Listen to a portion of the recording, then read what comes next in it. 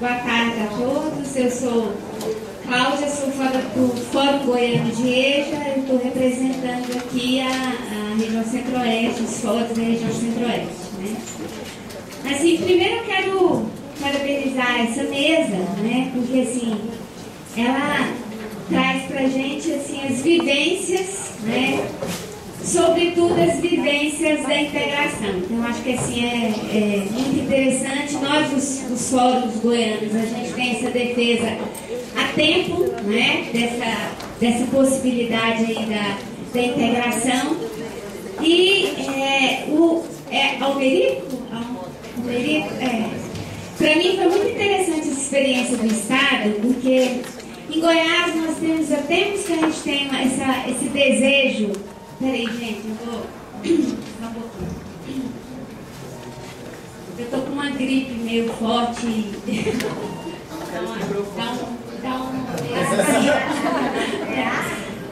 Aí, assim, no estado, a gente em Goiás nós tivemos uma experiência não muito boa, né? Com essa perspectiva da integração, sobretudo porque a gente teve essa tentativa de estar num lugar, num espaço para a formação profissional e outro espaço para a educação do ensino médio. Então, assim, nós começamos com 30 alunos e terminamos com 1 aluno, né?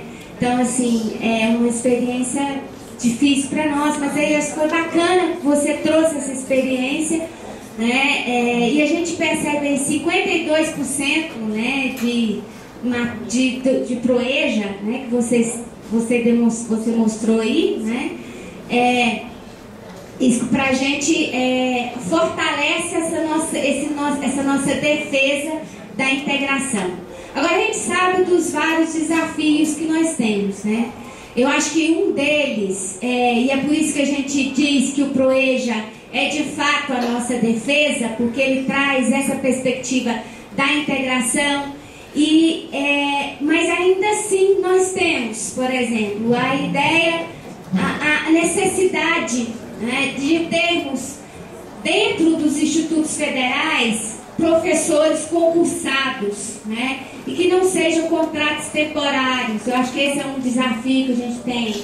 A questão do planejamento é outra importância para acontecer essa perspectiva do integrado, né? Então, assim, são elementos que eu acho que é bom, até você, Madiana, trazer para a gente um pouco essa experiência, porque acho que lá nós vivemos já. Nós temos professores do Instituto e temos professores contratados agora. Como é que é essa experiência, né? O que isso traz para a gente, né? E, para o Almerico, eu queria que você trouxesse, eu não sei se você chegou a falar, mas um pouco essa evasão, né? Como que se teve essa evasão lá, como é que foi essa experiência, né, de vocês lá, de como que você lidaram, porque parece que teve assim, uma experiência, né, grandiosa e de ter números satisfatórios lá. E pro sistema a colega ali, Mônica, você disse um número de 82 milhões de matrículas? 82 mil, desculpa. Ah, tá. Não é porque eu queria só mesmo saber claro, desse número. Seria impossível. Tá.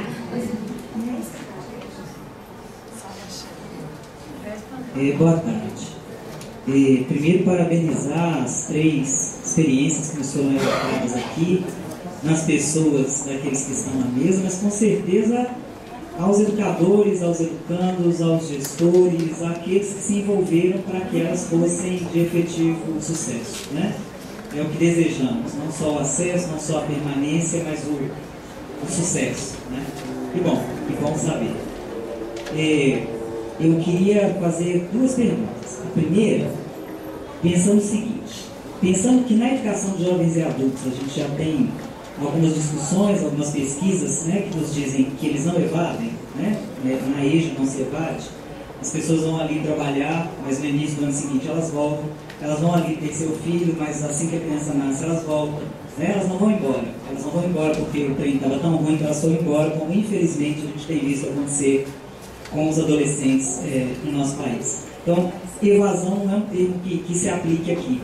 Daí eu avalio que vocês vão entender o que eu estou querendo perguntar. O que eu quero perguntar é, quais foram os fatores, mesmo no caso em que quase todos permaneceram, daqueles que se foram, o que vocês têm para nos trazer? Porque é uma experiência diferenciada, uma experiência nova, né? Então não dá para a gente trabalhar agora com resultados de pesquisas que já falaram sobre outras experiências. Na lógica de vocês, por que é que estão indo?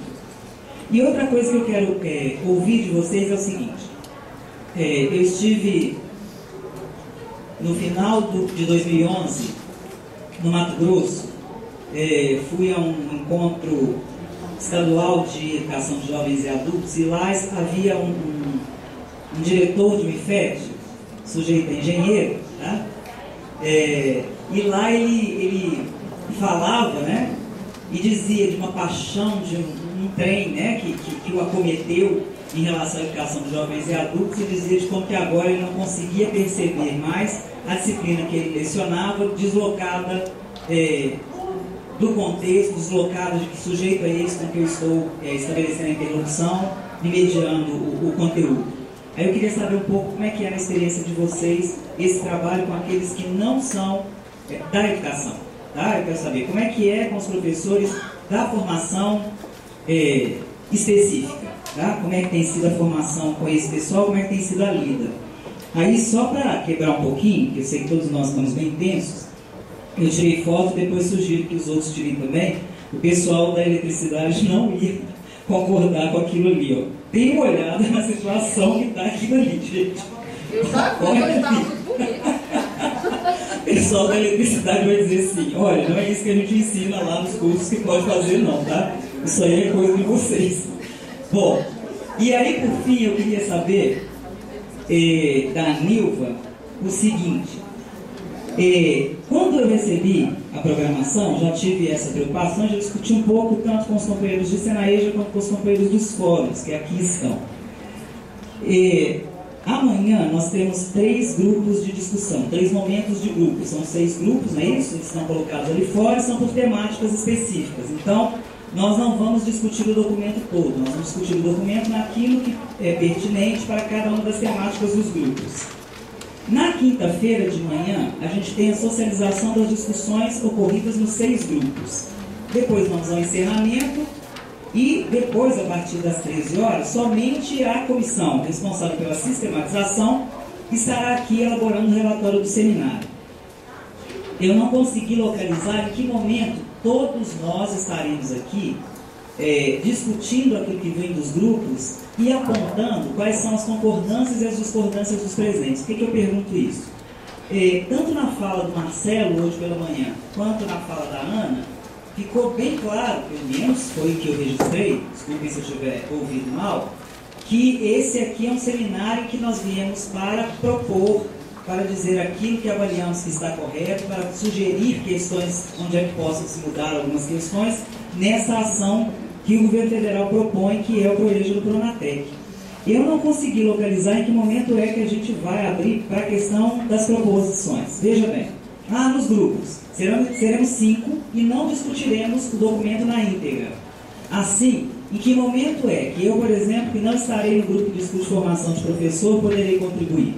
Porque se nós temos 6 relatos de grupo para serem socializados aqui, no período da manhã, de 9 às 11h30, nós não vamos ter tempo para isso. Então eu não consegui localizar em que momento é que a gente define minimamente o que consideramos que seja o mais adequado, seja lá para que tema for, dentro daquele documento. Obrigado.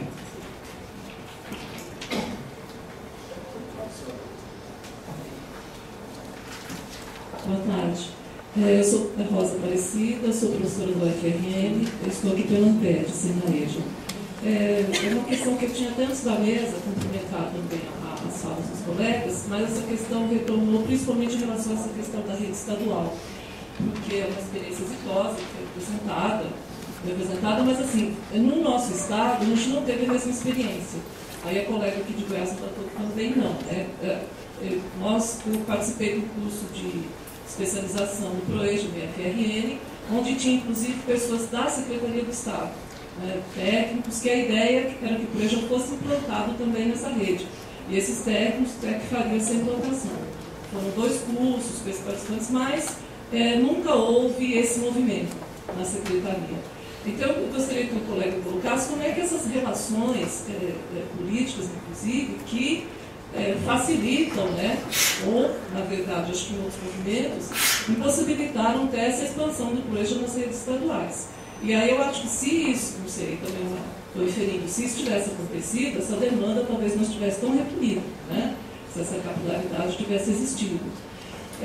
E também a questão do currículo integrado, que nesses cursos de especialização, a nossa experiência, acredito que foi exitosa, nós tivemos trabalhos muito bons e tal, mas que também, na prática, ficou muito do movimento individual, né? Alguns professores conseguiram boas experiências, mas também muita dificuldade. E aí eu falo até do meu espaço de formadora da universidade, que ainda é um espaço que tem muita dificuldade nessa questão também de debater o currículo integrado. Dentro das próprias universidades ainda é uma discussão difícil de ser feita, né? Então eu gostaria que esse ponto fosse mais explicitado na experiência, se houve uma produção de material, e o redimensionamento do currículo da EJA, que é uma preocupação, porque eu trabalho também em escolas do município e vejo tentativas, às vezes, de propostas muito boas, mas que na prática não acontecem, por várias dificuldades. E uma é dessa questão da formação, que aí eu me coloco, inclusive, não como culpada, né, que eu não estou aqui culpabilizando ninguém,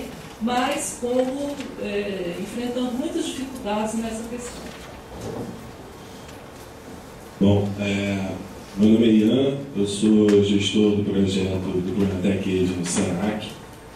Eu estou terminando agora o mestrado exatamente pesquisando sobre educação integrada. E o meu questionamento tem a ver com o que foi dito também, mas eu acho que talvez seja um pouco anterior, que é uma coisa que eu acho que é necessário a gente discutir aqui, senão a gente vai estar perdendo uma oportunidade. Se a gente parar para ler o que há hoje, em termos de referências bibliográficas, sobre educação integrada, há uma crítica, quase que consenso, de que a gente chama o que a gente faz de educação integrada, mas que de fato isso não é integrado. A minha pergunta, e é uma provocação, será que simplesmente se a gente reunir em um mesmo turno, em um mesmo curso, as disciplinas da educação básica e as disciplinas da educação profissional, será que só isso cria a integração? Isso é suficiente para a gente chamar de integração, de curso integrado? Eu estou falando isso porque quando a gente estava na elaboração do documento que vocês receberam, a gente ficou com uma discussão muito forte na tentativa de criar currículos flexíveis e inovadores que permitissem a gente sair das caixinhas em que a gente observa hoje em dia quando a gente analisa as matrizes curriculares de grande parte dos cursos que acontecem hoje em dia no Brasil. O que a gente vê de uma forma geral as disciplinas do ensino médio, as disciplinas da educação profissional, e para criar ainda alguma coisa de integração, geralmente tem um pequeno projeto, muito pequeno, que é o que de alguma forma relaciona as disciplinas. E é uma pergunta que eu quero fazer, eu acho que essa é uma pergunta que a gente tem que se fazer. O que a gente está chamando de educação integrada? Qual é a metodologia de processo de ensino-aprendizagem que a gente está dizendo que é educação integrada? E eu, particularmente, acredito que, enquanto a gente mantiver esse sistema de somar as disciplinas de educação básica com as disciplinas de educação profissional, nós vamos continuar num sistema que é muito pouco atrativo para o aluno. E aí eu acho que provoca um abandono, mesmo que seja um abandono temporário, eu acho que isso auxilia muito. A gente sabe que a educação de jovens e adultos tem uma relação muito grande, o número de professores e o número de disciplinas com a taxa de evasão. Tem projetos de educação de jovens e adultos, talvez os mais exitosos no Brasil, que trabalham com um número muito baixo de professores e que tem uma relação direta entre o professor e o aluno. E o aluno se sente mais à vontade de estar nesse curso exatamente porque ele não tem um número alto de professores. Então eu acho que são questões que devem ser trabalhadas para a gente não sair daqui como se existisse um consenso do que é educação integrada, quando na prática isso não existe ainda. Em termos metodológicos, a nossa discussão ainda é muito fraca. A gente ainda precisa avançar muito nesse ponto. É só isso que eu queria dizer. Ok, então vamos para a manifestação da mesa. Quem gostaria de começar? Tá mais favorito? Acho que mais é para o professor. Não entendi. A pergunta pode vir, depois eu respondo a questão da educação, porque eu acredito.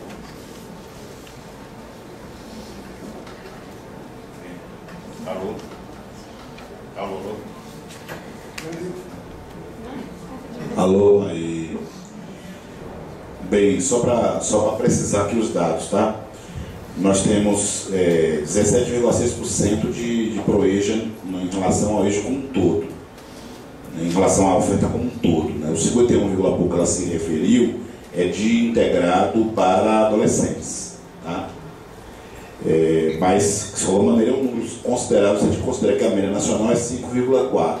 Né? Então, mas a gente quer aumentar mais do que isso. Mas, assim, acho que tem várias questões muito interessantes. Primeiro, eu gostei muito da colocação em relação à questão do significado da ausência do estudante na sala de aula. Tá? É muito importante perceber esse fluxo de ida e vinda, né? E sermos flexíveis o suficientes para entender que um São João, por exemplo, né, pode significar para aquela pessoa renda. E por isso ela vai vender lá a latinha de cerveja e, portanto, vai faltar a aula. Né?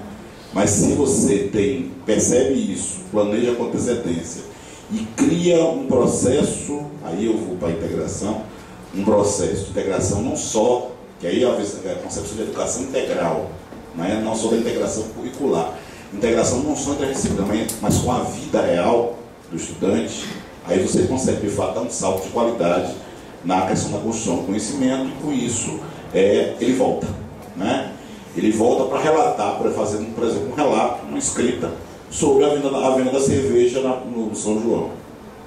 Né? E aí você vai fazendo o processo, né, e fluindo. Eu acho que é uma coisa bastante interessante. Eu trabalhei, também, ensinei muito EJA, né? Nós construímos, por exemplo, um receituário agroecológico. Os trabalhadores rurais voltaram para suas regiões e eles tinham o compromisso de trazer uma receita, né, usada na cidade que trabalhasse com a dimensão ecológica. Nós, então, analisávamos aquela receita com pessoas especialistas, verificávamos se não era se era uma questão que de fato tinha um sentido, tinha um significado, um fundo, uma base, né, e trabalhávamos aquela base científica para explicar o processo. E o projeto final foi editar o receituário agroecológico que eles trouxeram de suas cidades. Então você tinha uma coisa muito legal. Por exemplo, uma turma nossa foi para o Fórum Social Mundial. Passou uma semana viajando. Voltou, trouxe, fez o relato, tirou foto e tudo, isso contou como carga horária. Então são estratégias que você utiliza para ir quebrando, né, um pouco essa inflexibilidade do currículo da carga horária e vincular com o mundo real. E aí você vai, né, conseguindo fazer a conexão. Eu acho que sim, eu acho que tem alguns fatores que eu poderia colocar como positivos. Essa flexibilidade de horários, né, gestores compromissados. Não adianta ter o professor super preparado se o gestor não se compromete. O gestor da unidade escolar, no nosso caso, nós tivemos casos excelentes e terríveis, tipo assim, o cara dizer, a moça lá de Santana dizer, você está trazendo de volta para a minha escola o menino que eu expulsei há 5 anos atrás. É um marginal, aquela ali é prostituta, e assim, desse jeito. E aí não tem político que dê jeito, né? Você não vai impor, né? A gente tem que tirar essa pessoa não é educadora, ela é deseducadora. Mas essa pessoa, por exemplo, ela não deixa os meninos usarem cantina, bota um tabique para separar as salas do ProEja das salas do regular, do dito regular, e por aí vai, entendeu? Então, assim, essa coisa do gestor, da sensibilização do gestor, quando ele abraça, ele faz de tudo, ele divide a merenda, bota água no feijão, faz tudo o que ele pode fazer e considera os estudantes cidadãos, eles são iguais para ele. Isso é muito importante, considerar como igual, né? Então, acho que esse respeito ao tempo escolar é muito, muito grande, porque nenhuma pessoa da área de limpeza ou da área de portaria gosta de trabalhar nas férias. Nenhum professor gosta de trabalhar nas férias. Isso é importante. É algo, mas a gente tem que fazer pelo sacrifício. Não, pessoal. Essa subjetividade é importante. É importante perceber os tempos da escola. As pessoas se programam para ser férias com seus filhos. Eles não vão faltar. Aí deixa ele fazer com o filho dele, vai lá para a aula. Ele vai estar de mau humor. Então é importante respeitar os tempos da escola, né? Tanto como os tempos dos trabalhadores. Então, finalizando, respeito é algo fundamental, né? Estados, cada estado tem um grau de evolução da sua política de EJA e de educação profissional. Longe de mim, é uma experiência, não é um modelo, é uma experiência em curso, tem problemas, tanto quanto outras. A taxa de evasão nossa ainda não é como a que nós queríamos que fosse, mas nós temos alguns casos, algumas unidades escolares, que a evasão é muito baixa, é menor do que do integrado para adolescente. Então o que explica isso? Então, nós estamos nesse momento de mergulho nos fatores, que o que eu falei aqui foi qualitativo, né? Não tem nenhum estudo quantitativo que pudesse colocar dessa maneira. Tem alguns estados que optaram, fizeram uma opção pelo ProEJA. Porque é uma opção política. Nossa população não tem escolaridade, eu quero desenvolver o estado com inclusão. Logo, eu preciso de fazer a elevação da escolaridade dos trabalhadores. É uma decisão política. Então não é uma coisa que se possa comparar. É algo que eu acho que o Pronatec é mais um argumento para que esse gestor maior possa tomar decisão em relação a essa questão, né? Mesmo assim, nós só estamos com 9.700 matrículas, né? Tudo bem, são 17 mil no total, mas são 9.700 matrículas, 49 cursos diferentes em 92 municípios. A Bahia tem 417. Então ainda falta muito para fazer, né? Mas é uma experiência em curso. Finalizando mesmo, concordo com o nosso colega ali que é preciso sistematizar as experiências de integração, as reais, né? Porque assim, nem tudo que se faz se publica. Então a publicação ela é uma forma de filtrar as experiências. Então a gente faz vamos fazer um levantamento. Quantas teses tem sobre educação profissional? Aí aparece lá, 20. Aí você vai, quantas sobre EJA? 50. A EJA é mais valorizada do que não é verdade. Não é verdade. Né? Você tem uma carência de produção sobre essa área de educação profissional. É algo que o MEC tem incentivado. Né? A gente agora vai publicar, inclusive, lá na Bahia, 3 livros com o MEC sobre a educação profissional para professores de educação profissional. E no nosso curso de especialização, o professor de educação básica fica junto, estuda junto. Porque a maior resistência não é do professor de formação específica. A maior resistência é do licenciado. Ele acha que sabe fazer educação. Eu estou falando como professor de didática de licenciatura. Ele acha que sabe fazer educação. Então ele não está aberto muitas vezes para uma coisa como inovação. Já o outro é mais humilde. Eu não sei. Eu sei a técnica, mas não sei a educação. Então ele vai mais aberto, mais solto. Ele é mais permeável a você trabalhar a formação pedagógica. Agora botando os dois juntos, aí é legal pra caramba. Aí é que é a grande sacada. É os dois conseguirem construir o currículo conjuntamente, né? O que nem sempre é fácil com os tempos que nós temos de escola, né? Muitas vezes não é fácil, mas tem algumas estratégias. Não vai dar para rolar aqui, mas tem a estratégia da teia, a metodologia da teia, que a gente constrói com a educação básica. Eu vi a tabelinha ali feita pelo pessoal do centro. É aquilo ali, mas de uma forma mais tridimensional, né? De troca. Você tem a questão da temporalização, que é um elemento fundamental. A história da profissão, a história da tecnologia. Outro elemento fundamental, a espacialização, a compreensão de como no espaço aquilo se desenvolveu, e trabalhar a noção de território, etc. Né? A professora Priscila Machado, só para terminar, ela diz que tecnologia é uma ciência humana. Né? Isso é uma coisa para a gente refletir. A gente tem a tecnologia como algo duro, frio, que não tem humanidade.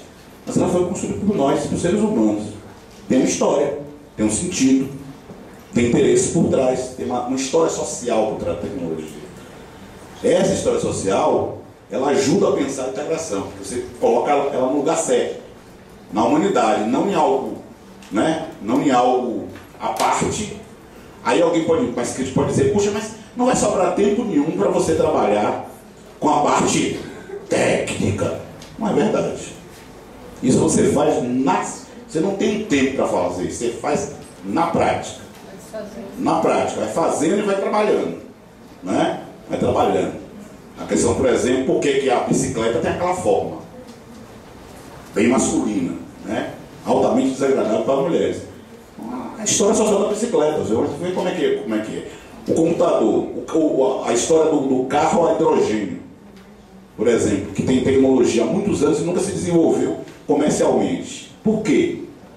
E esse entendimento você vai fazendo no processo. E aí vai quebrando. Não vai ter tempo para aprofundar, mas eu acho que é muito importante isso que você colocou. A gente tem que separar o que é a concepção da educação integral, a concepção, a integração curricular feita na prática, né? E o que alguns falam de educação em tempo integral, que é outra discussão. Que não necessariamente você pode ter educação em tempo integral e não trabalhar a educação integral. Trabalhar ela parcializada.